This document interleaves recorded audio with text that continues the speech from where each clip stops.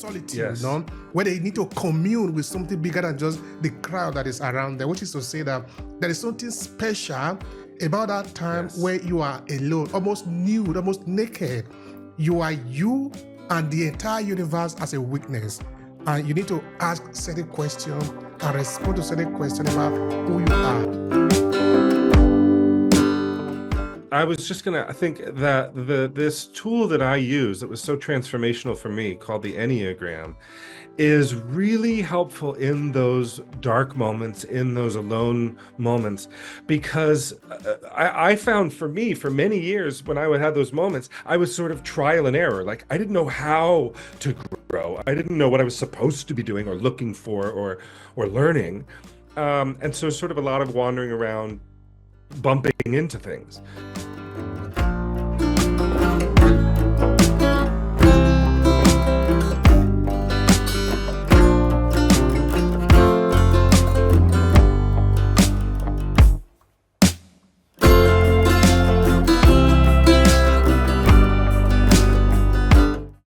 And of course, now if you look at the transformation according to, is it Matthew or Mark, you will see that by the time Jesus returned from there, the mission, everything sort of changed now.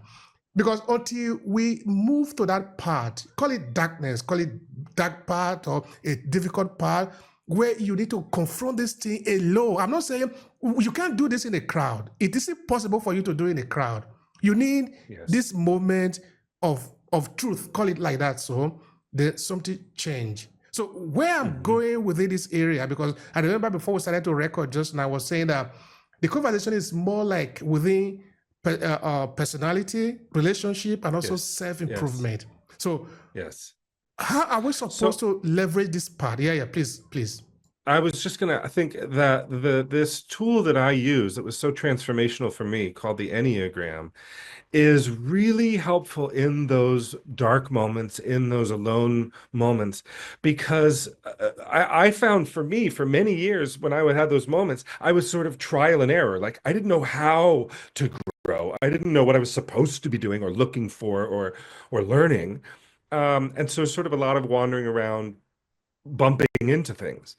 What the Enneagram provides is an insight into ourselves, so that when you have that time for work, when you're in that darkness, there is purpose, there is structure, there is a direction, so that you can be constructive and purposeful in that time, rather than, although, they do say not everyone who wanders is lost.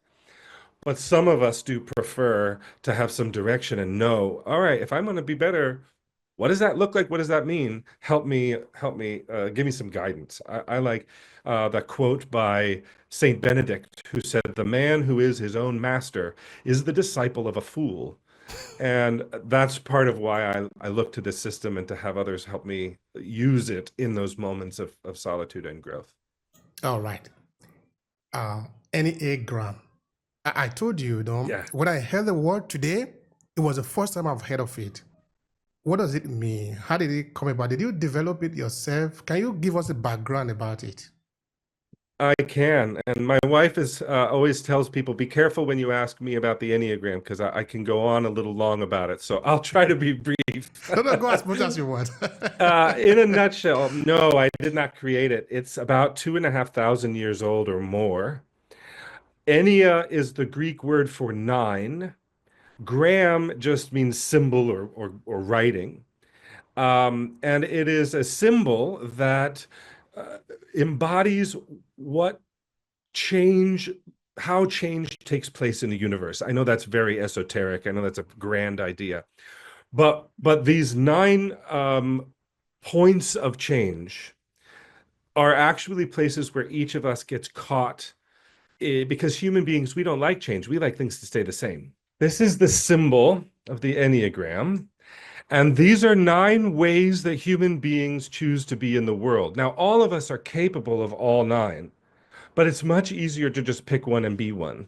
This is something we do as tiny little children, as we learn how to adjust and adapt and get our needs met.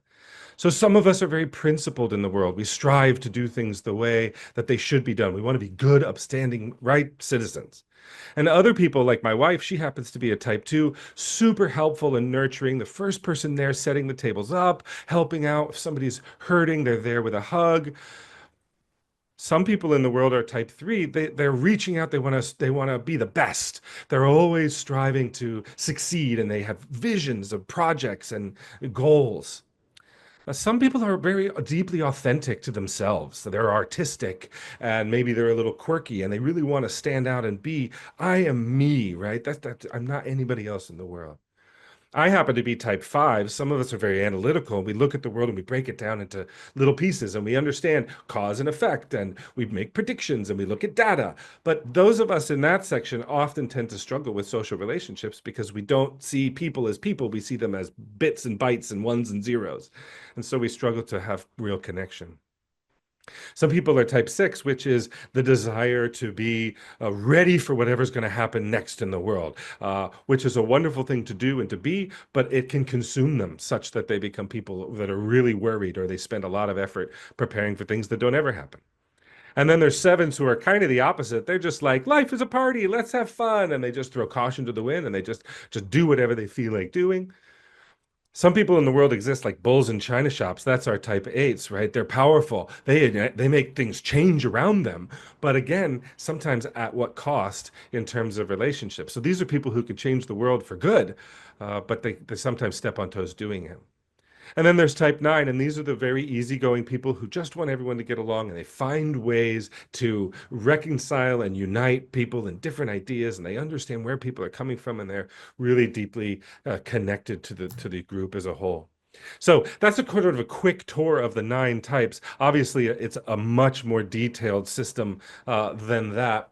But really, if your listeners want to take anything away from it, rather than try to find yourself in those 9 right out of the gate, the thing to know about the Enneagram is that it thinks about human beings as having 3 kinds of intelligence, all of which are essential for survival, all of which all of us have, but we don't have them in equal measure. The first kind of intelligence is head intelligence, and that's just the kind of thing you might think of as intelligence, looking at patterns, making predictions, cause and effect, really head kind of actions and processes. But the brain doesn't come online until we're 25 years old. It takes that long to develop.